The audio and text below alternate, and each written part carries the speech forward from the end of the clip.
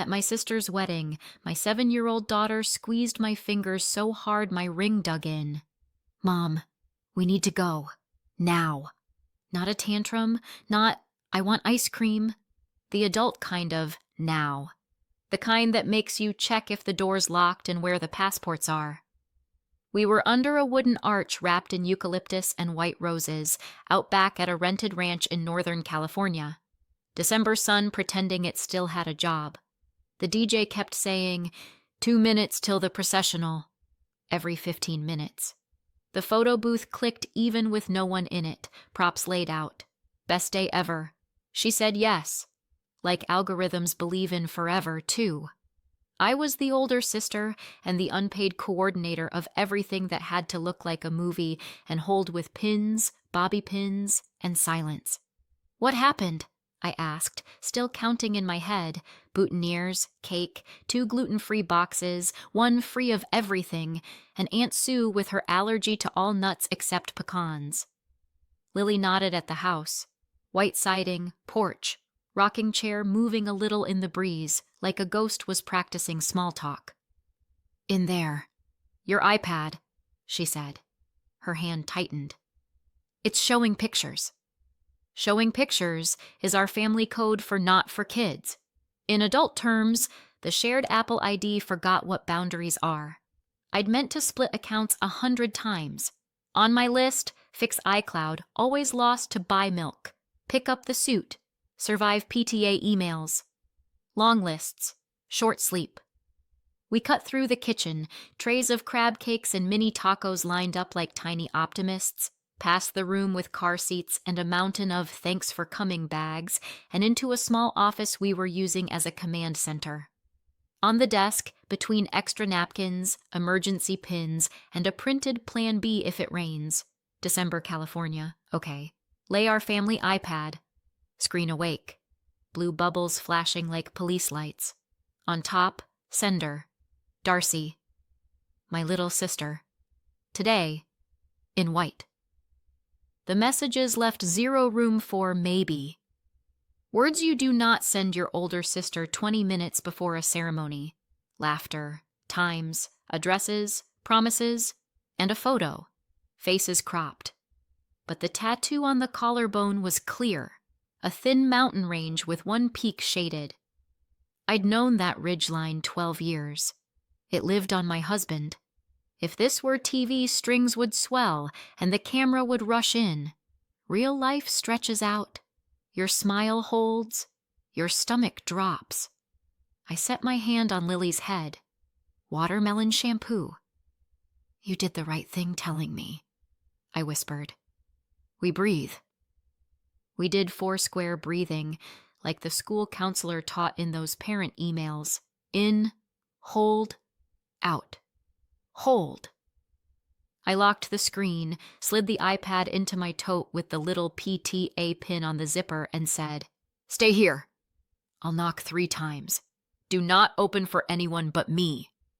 She nodded and folded herself into a neat comma on the chair, from socks to bangs. I walked out. First stop, Mark. On paper and in my calendar, my husband. In reality, a man texting my sister on her wedding day. He stood on the lawn in reliable relative gray. He pointed cousins at the speaker system. He waved at the MC. He did the gestures of a person without whom nothing works. Mark always found tasks. It's hard to look people in the eye when you're busy saving the playlist. We need to talk, I said, catching him near the seating cards. Right now? He tried a soft smile. Wrong smile. Ellen, please. It's her day. Don't start. He always knew whose day it was, so he didn't have to think about all the other days. I steered him behind a line of boxwood. No audience, no stray mics. I have your messages with Darcy, I said. And the photos. It's a misunderstanding, he breathed, almost relieved to be caught by the word tech. These things send to the wrong person. Old stuff pops up. We were just texting. It's not. That was 10 minutes ago. The photo is from today. I see your tattoo. I'm not blind. I'm not stupid. He blinked. For one clean second, regret flashed. Not for me. Wrong timing. He slipped into the gentle voice we once used for coupons and hard topics. You know how hard it's been, he said. Work. The kids. You're always exhausted. Darcy just supported me. It's not like... Stop, I said. Know my exhaustion. You are a grown man. You had energy for a tattoo and a secret thread. I am out of silence. He checked his watch. 15 minutes to go. After, he said. Please, don't ruin her day. We're family. We're family is what you say after you trip someone and want them to fall gracefully. I'm not making a scene, I said. But Paul has to know. I found the groom by the garage. The photographer tipped his chin. A touch left. Perfect. Paul was 40-ish. Solid handshake. Calm eyes. The kind of man other parents trust with keys and children. Can I borrow you for a minute? I asked. It's important. We stepped into a storage room full of folding chairs and string lights. I put the iPad in his hands. I'm sorry, I said.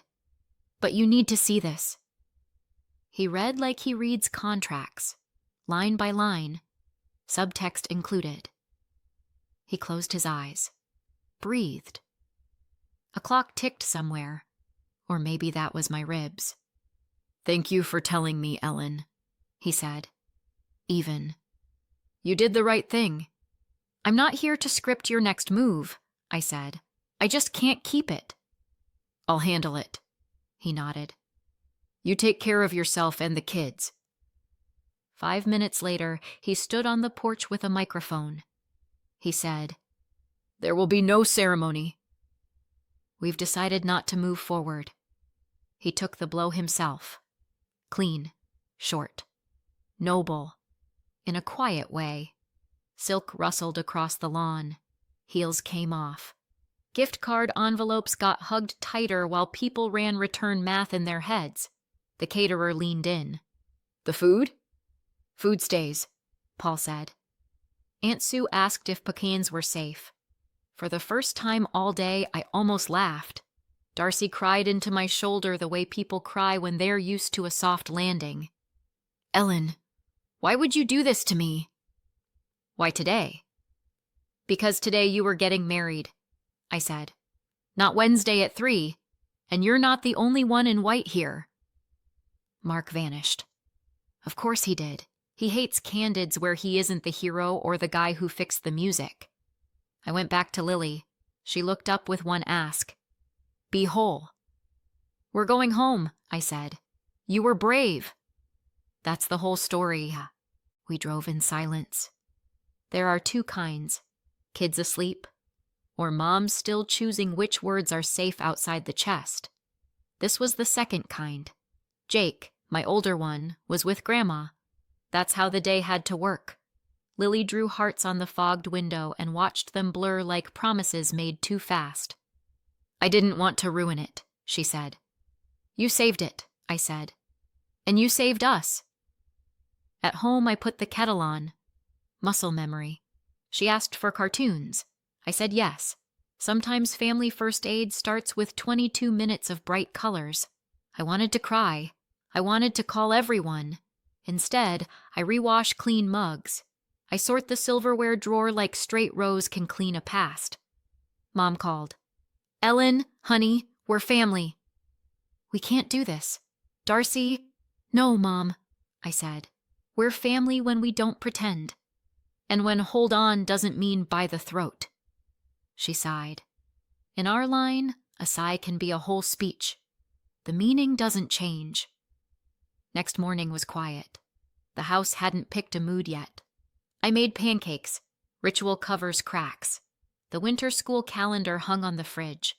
I realized we were building a new religion. Anything that fits in boxes survives. America builds divorce so that at some point you say, okay, we are not dying on this hill. We filed no fault. We sat with a mediator. We drafted a parenting plan. School days split, holidays split, Christmas half and half, Thanksgiving alternating, summer, 2 weeks you, 2 weeks me. The lawyers smiled like it was Tuesday. The mediator checked we knew the difference between legal and physical custody. Paper smoothed sharp edges. I don't need let's be calm, I told Mark. I need predictability. Tuesday, Wednesday with you. Thursday, Friday with me. Weekends alternate. And the right of first refusal. If you can't watch them, you offer me the time before you call a sitter. Of course, he said. We're family. Family was now the sound of a spoon scraping a non-stick pan. Harsh. Empty. The house had to be sorted like a flooded library. Boxes, garage, bathroom, kitchen. His? Vinyl. Never played.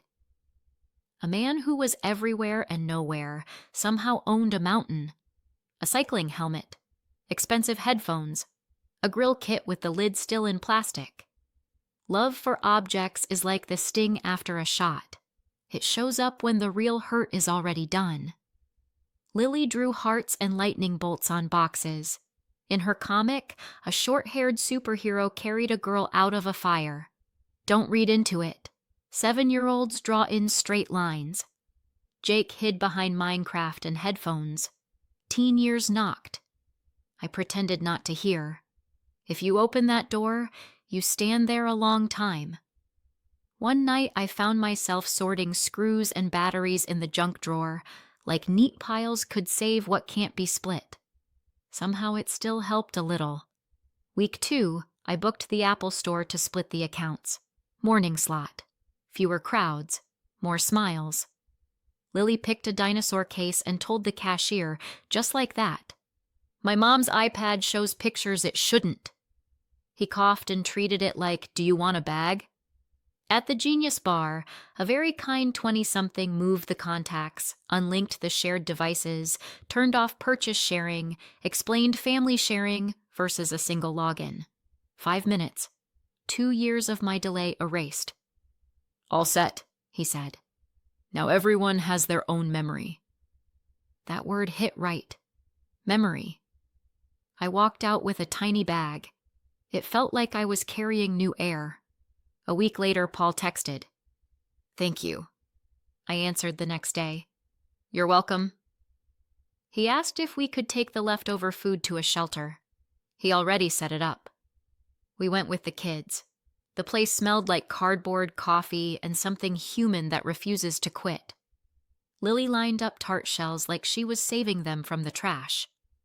How are you? Paul asked when we were alone by the lemonade. On a scale from I'm fine to ask me again and I'll cry, I said. He smiled with one side of his mouth. Let's go with holding on. We didn't become us against the world. We became two people who sometimes have coffee and leave the obvious unsaid. He sent a standard volunteer thank you email. At the bottom, in pen, keep going. No signature needed. School sent a packet. How to talk to kids about divorce, free counseling links, a reading list.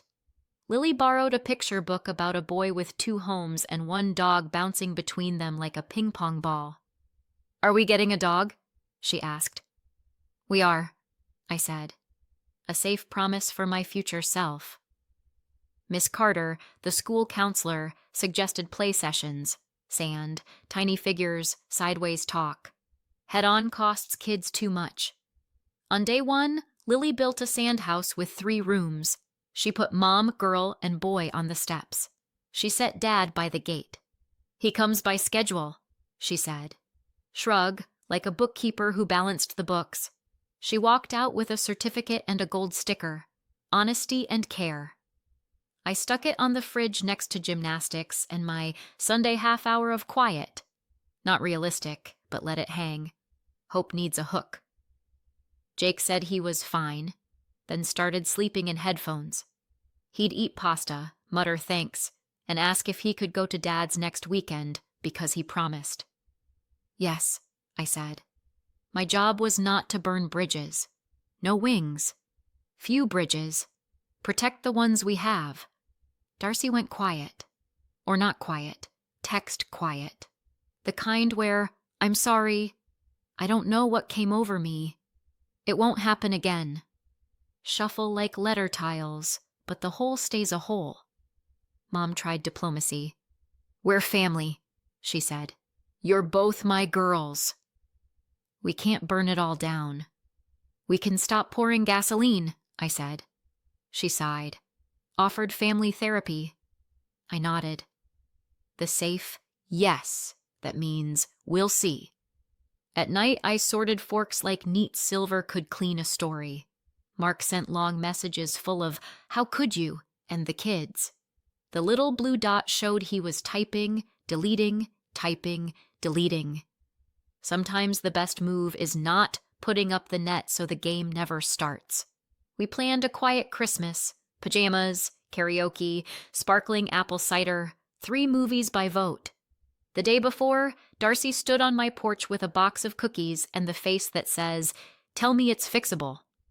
Lily was at a sleepover, Jake in his room. The world politely stepped aside. She started. I know, I said. Silence. Thick as syrup. Sweet. Heavy. I was an idiot, she said. He told me you two were basically... that you were almost... I'm not making excuses. I don't know who I am. I could have dumped dates, receipts, GPS pins. I was tired of living inside evidence. I don't know who you are, I said. I know who you were that day. And I know my daughter had to be a grown-up because your romance ran through our Apple ID. She looked down. I'll do whatever you say. Boundaries. Therapy. I want to be an aunt to Lily and Jake. At least an aunt. I'm not asking for more. Conditions are simple, I said. No crossing with Mark. Ever. No texts, no calls. No, we just happen to be at the same bar. If he shows up at a family thing, you leave. If you feel wobbly, you leave. Do not lean on a married shoulder. Tell the kids the truth in your own words. And don't ask me to forget. Memory isn't a trash can. We will live next to it. I will, she whispered. We sat a while. Outside, someone yelled at a string of lights that was supposed to turn itself on. When she left, I texted Paul. She came. We talked. We're okay. Glad you're not alone, he wrote back. New Year's Eve. Just us. Lily sang loud and off-key. I envied her right not to care. At midnight, we made house rules. We don't pretend everything's fine, I said. We do what it takes to be okay.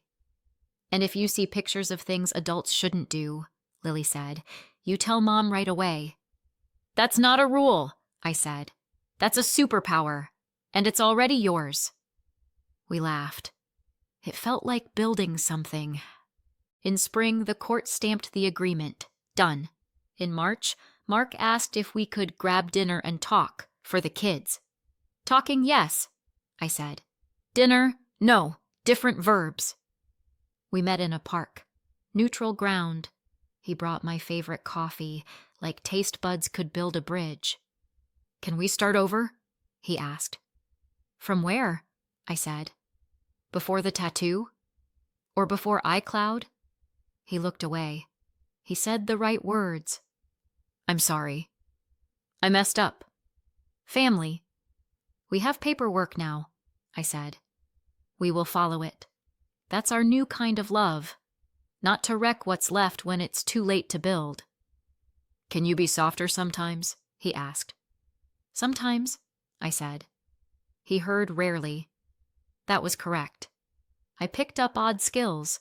I carried 2 chargers so I never had to borrow one. I kept copies of everything that might matter. I learned to say no like a full sentence. I changed the Netflix password.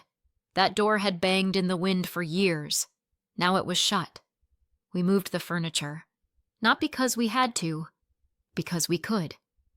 Lily chose a yellow throw. It's the color of safety, she said. Works for me. A magnetic calendar went on the fridge. Our guardrail. Lily at Dad's. Jake at Dad's. Mom plus book.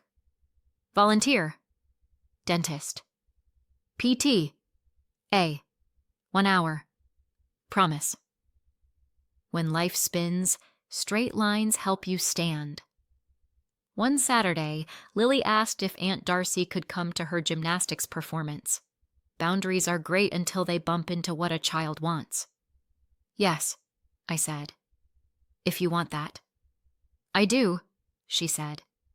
But if she cries, she has to do it quietly. I'll tell her. Darcy sat at the end of the row. She cried quietly. After, she handed Lily a small lightning bolt pendant. For bravery, she said. Can I wear it? Lily asked me. You can, I said. We don't erase. We choose what we carry. That night, Lily set the pendant next to her toothbrush. Lightning is when the truth hits exactly, she said. I nodded. That line earned a spot on the fridge. In April, boxes labeled Garage Mark showed up on my porch. Inside, almost important things. A ball cap with someone else's logo. Old cables. A productivity book with the pages still stuck together. I slid the boxes by the trash bins and texted, "They're here. Please pick up."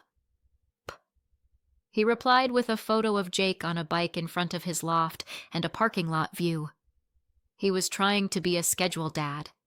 I could see that. Seeing is not the same as going back. That day, a postcard arrived from Paul. A photo from a charity run. Smiles in matching shirts. Inside, "Keep going." Clichés work when everything else is complicated. School announced career day. Lily begged me to come. I brought markers, drew a small house and a line that went up and down. My job is to notice when the house is in trouble, I said, and figure out how to keep it standing. Back row giggled. Front row stayed polite. A kid raised his hand. What if the house is in trouble because of the neighbor? Then we build a fence, I said, and a schedule. Lily watched me like I might either trip or lift off. I chose stability. No trip, no lift off. After class, Miss Carter said, Lily is very honest, very resilient. She didn't get time to choose otherwise, I said. We're working on giving her options. In summer, Paul asked us to help pack backpacks for students. We stacked notebooks, pencils, rulers. Lily checked every set. Fairness means you don't have to explain why yours is worse, she said. Paul winked. She pretended not to see. After unloading, we sat on the curb with paper cups of water. How are you now? He asked. I don't lose the corkscrew anymore, I said. We both laughed. Sometimes grief takes off its heels and calls it a night. In fall, Darcy offered to pay for Lily's art class. Money was tighter for her. Long shadows from a canceled wedding. She still hustled. You don't have to, I said. Please, she said. We put it on the calendar. Pickup/drop-off. Darcy. The first evening I stood at the window with my phone like a lighthouse in a t-shirt. They came back on time. Lily showed me her drawing. A house, a staircase, 3 people on the steps. She wrote, "The house that didn't break." I stuck it on the fridge next to the gold honesty sticker. One weekend we went to the shelter, just to look at dogs. Lily picked 3 best friends, gave them names and backstories. A volunteer handed us a leash for a walk. 15 minutes of puppy joy. Enough for me to know we're almost ready. Almost is when your heart says yes and your calendar says not yet. I'm not sad, Lily said in the car. I wrote down their names. When we get to not almost, we'll go back. I nodded. Sometimes being the adult is holding yes and not yet at the same time. The year didn't sit flat like graph paper. It acted like a spring. It uncoiled. It coiled back. We relearned eating, sleeping, arguing, making up. Some things stayed the same. My alarm at 6:20, coffee a bit stronger than needed, the drive to school where Lily says who called whom weird, and we talk about how weird sometimes means brave. Saturdays in the park on squeaky swings. Sometimes we saw Paul. We waved. We kept going. He was like a mile marker by the road. Shows the edge. Doesn't tell you where to turn. On the anniversary of the wedding, that wasn't. I baked an apple pie. Truth pie, Lily said. We ate on the porch and watched the neighbor's dog sprint like he got paid by the second. Mom, Lily asked, do you miss how it used to be? I thought about it. Missing a lie is like missing a pretty background on a video call. You're still on the kitchen stool. I miss simple, I said. Not checking who is texting whom. When both of you fit in my lap, silence that didn't feel suspicious. I don't miss the lie. Then let's make simple, she said. And maybe a dog? Dogs are responsibility, I said. We can handle it, she said. We have a calendar. Hard to argue with a calendar. We'll look at dates, I said. More honest than someday. Sometimes I ask myself if this story gets a proper ending.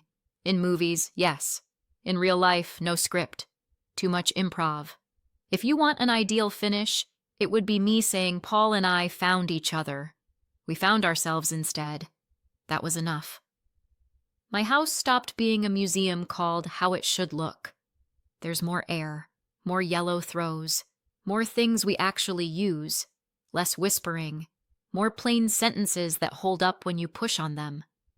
Darcy comes by sometimes. We keep the rules. We lay short boards over the gap and do not jump on them together. She takes one step. Stop. I take one step. Stop. We stand. We do not fall. Mark still writes long drafts. How could you? The kids. I've learned. The little blue dot blinks, disappears. He deletes half before sending. That counts as progress. Everyone lives with their own almost. Lily is growing. She carries her straightness through the rooms, her tidy habits, her jokes with more light than pity. We talk about honesty. It isn't always say everything. Sometimes it's don't talk against yourself. She nods. 7-year-olds sometimes understand more than they should. If that's the world, give them words for it. And yes, we split iCloud. Not because I'm afraid of pictures, because everyone deserves their own memory, their own boundaries, their own rules that don't snap when leaned on. I like to think this boring little fact will quietly save somebody's day someday. No applause, no mic. We're ending the year without big slogans. On the fridge, the calendar, the gold honesty sticker, the house that didn't break. In the hallway, sneakers that remember small wins. I lock the windows. I lock the doors. Lights off. Lily sleeps.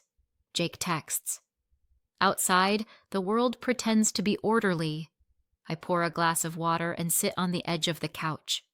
For the first time in a long time, I feel light.